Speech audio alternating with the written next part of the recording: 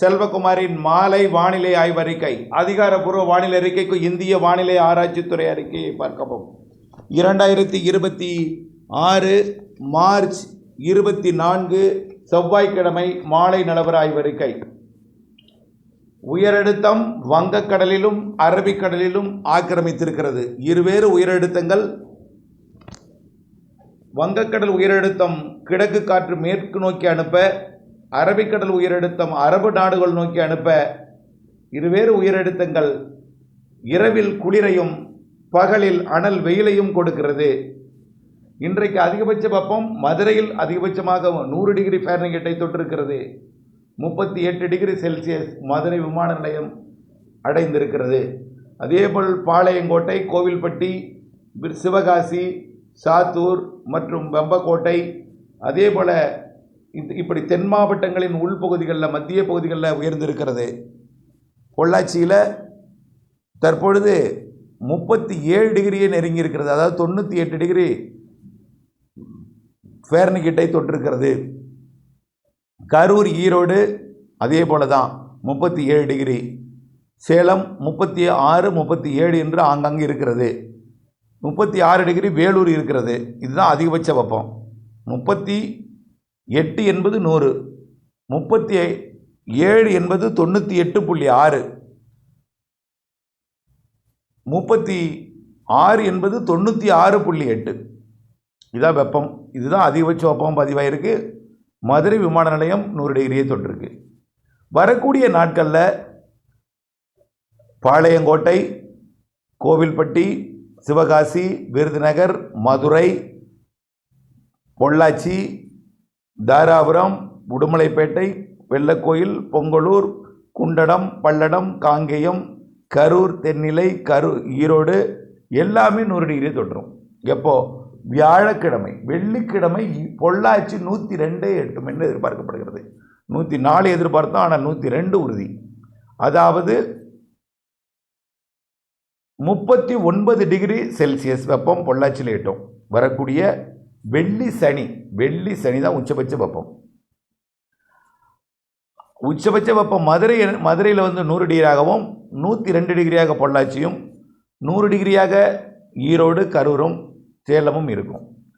பெரும்பாலான இடங்களில் 100 டிகிரி பதிவாகும். வெள்ளியும் சனியும், வெள்ளிக்கிழமை, சனிக்கிழமை.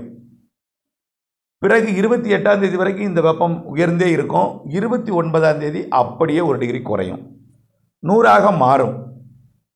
30ஆம் தேதி 98ஆக குறையும் ஃபாரன்ஹீட்டில். அதாவது 37 டிகிரி செல்சியஸாக குறையும். அடுத்தது அதாவது 100 டிகிரி என்பது 98.6ஆக குறையும். வரக்கூடிய ஞாயிற்றுக்கிழமைக்கு பிறகு கேரள, கர்நாடகாவிலே ஆங்காங்கே இடி மின்னல் மழை தொடங்கும். 30, 31, 29 எதிர்பார்த்தோம். 30, 31 மற்றும் ஏப்ரல் 1, 2, 3 ஆகிய தேதிகளில் கேரள, கர்நாடக பகுதிகளில் இடிமின்னல் மழைப்பொழிவு ஆங்காங்கே கொடுக்க தொடங்கும். தமிழ்நாட்டிலும் 30, 31 நீலகிரி, வால்பாறை, கன்னியாகுமரி, தேனி மாவட்டத்தின் கேரள எல்லையோர பகுதிகளில் 30, 31 ஆங்காங்கே இடிமழை பொழிவை கொடுக்க தொடங்கும். அப்போ மேற்கு காற்று வரும், வெப்பம் குறையும். அப்போ சனிக்கிழமைக்கு பிறகு பொள்ளாச்சி உள்ளிட்ட கணவாய் பகுதிகளில் வெப்பம் குறையும். உள்ளே தொடர்ந்து அதே வெப்பம் நீடிக்கும். அதாவது ஈரோடு கொஞ்சம் கூடும். பொள்ளாச்சியில் இருந்தது அடுத்து ஈரோடு, கரூர் கூடும். மதுரையில் தொடர்ந்து அதே வெப்பம் இருக்கும். ஆனால் உச்சபட்ச வெப்பம் புதனுக்கு பிறகு வியாழன், வெள்ளி, சனி தான் அதிகபட்ச வெப்பமாக பதிவாகும். அதற்கு பிறகு குறைய தொடங்கும். குறைந்தாலும் 36, 37 டிகிரி செல்சியஸ், அதாவது 96.8, 98.6 என்ற அளவில் இருக்கும். 100 டிகிரி 102 வரைக்கும் போய் மீண்டும் 96, 97, 98 டிகிரி ஃபாரன்ஹீட்டில் இருக்கும். தமிழ்நாட்டை பொறுத்த வரைக்கும் கிழக்கு காற்றை ஏற்றக்கூடிய காற்றழுத்த தாழ்வு நிலை, காற்று சுழற்சி வரக்கூடிய 3ஆம் தேதிக்கு பிறகு 5லிருந்து 10ஆம் தேதி வரை தமிழ்நாட்டின் கிழக்கு காற்றை ஏற்றி மழைப்பொழிவை பெரும்பாலான மாவட்டங்களுக்கு, தென் மாவட்டங்களுக்கும் ஏற்கனவே நம்ம தென் மாவட்டங்கள் உறுதி செய்யல கால அறிக்கையில்.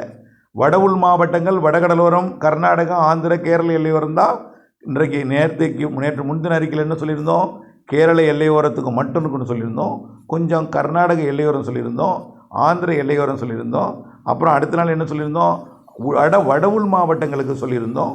இன்றைக்கு உள் மாவட்டங்கள் டெல்டா மாவட்டங்களுக்கும் சொல்லியிருந்தோம். தென் மாவட்டங்களுக்கு சந்தேகமாக இருந்துச்சு. தென் மாவட்டங்களுக்கும் மழை தருவதற்கு சாதகம் இருக்குது. ஏப்ரல் 5லிருந்து 10ஆம் தேதிக்குள் ஏதேனும் ஓரிரு நாள் தான், ஒதுக்கி ஆங்காங்கே 5லிருந்து 10ஆம் தேதி வரை தமிழ்நாட்டுக்கு மழை. ஆனால் ஒவ்வொரு ஊருக்கும் ஏதாவது ஒரு நாள் அல்லது 2 நாள் மழைப்பொழிவை கொடுக்கும்.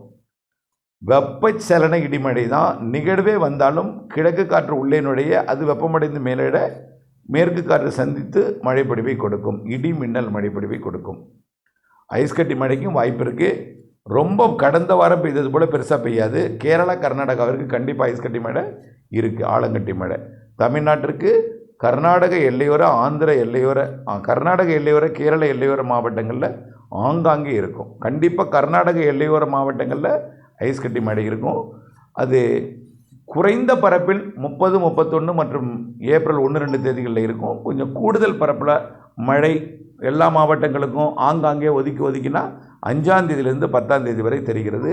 புதிய காற்று சுழற்சி தமிழ்நாட்டு அதாவது இலங்கை நெருங்கி கிழக்கு காற்றை ஏற்றப் போகிறது, அப்படி தான் சொல்லலாம். அதுக்கு அடுத்தபடியாக ஏப்ரலில் மேலும் நிகழ்வுகள் இருக்குங்க. வெயில் ஒரு 3 நாள் 4 நாள் கூடும். பிறகு மீண்டும் கிழக்கு காற்றை கொண்டு வரக்கூடிய சிஸ்டம் வரும், குறையும், இடிமழை வரும், எல்லாமே மாறி மாறி இருக்கும்.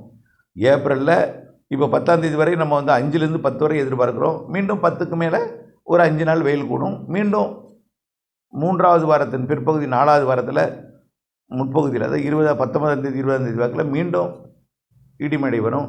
பிறகு இறுதி வாரத்தில் கொஞ்சம் வெப்பம் கூட மீண்டும் அதில் இடிமழை இருக்கும். இப்படி அதில் வலுவான நிகழ்வு மாத இறுதி ஏப்ரல் இறுதி வாரத்தில் இருக்குது. அடுத்தபடியாக மே மாதத்தின் இறுதி வாரம் கண்டிப்பாக வலுவான நிகழ்வு அரபிக்கடலில் இருக்குது. மே மாத இறுதி வாரம், மே மாத இறுதி நாட்களில் தென்மேற்கு பருவமழை தொடங்கும்னு ஏற்கனவே சொல்லியிருக்கிறோம். கேரளாவில் கோடை மழையை கொடுக்கக்கூடிய காற்று சுழற்சிகள் நிச்சயமாக மே 15ஆம் தேதி வரை நல்லா இருக்குது. அதுக்கப்புறம் தென்மேற்கு பருவமழையை கொடுக்கக்கூடிய நிகழ்வு எல்லாம் சாதகமாகி அரபிக்கடல் சிஸ்டம் உருவாகி கேரளாவில் கூடுதல் இடிமழை பிடிப்பை மே இறுதி வாரத்தில் அது 20ஆம் தேதிக்கு மேலே நல்ல ஒரு வலுவான நிகழ்வால் கொடுக்க தொடங்கும். இதெல்லாம் நம்ம ஏற்கனவே சொன்னதில் எந்த மாற்றமும் இல்லை. இப்பொழுதைக்கு தலைப்புச் செய்தி என்னென்னா, வெயில் தான் வரக்கூடிய சனிக்கிழமை வரைக்கும். ஞாயிற்றுக்கிழமைக்கு அப்புறம் மேற்கு மாவட்டங்கள் வெயில் குறையும். கேரளா கர்நாடகாவில் ஆங்காங்கே மழை இருக்கும், இடிமழை. அதுக்கப்புறம் 5ஆம் தேதிக்கு அப்புறம் தான் தமிழ்நாட்டில் கொஞ்சம் ஆங்காங்கே எல்லா மாவட்டங்களுக்கும் மழைப்பொழிவு கொடுப்பதற்கு மாலை இரவு நள்ளிரவு அதிகாலை நேரம் மழைப்பொழிவு கொடுப்பதற்கு சாதகம் இருக்குது. இணைந்திருங்கள் அப்டேட்ஸுடன். நன்றி.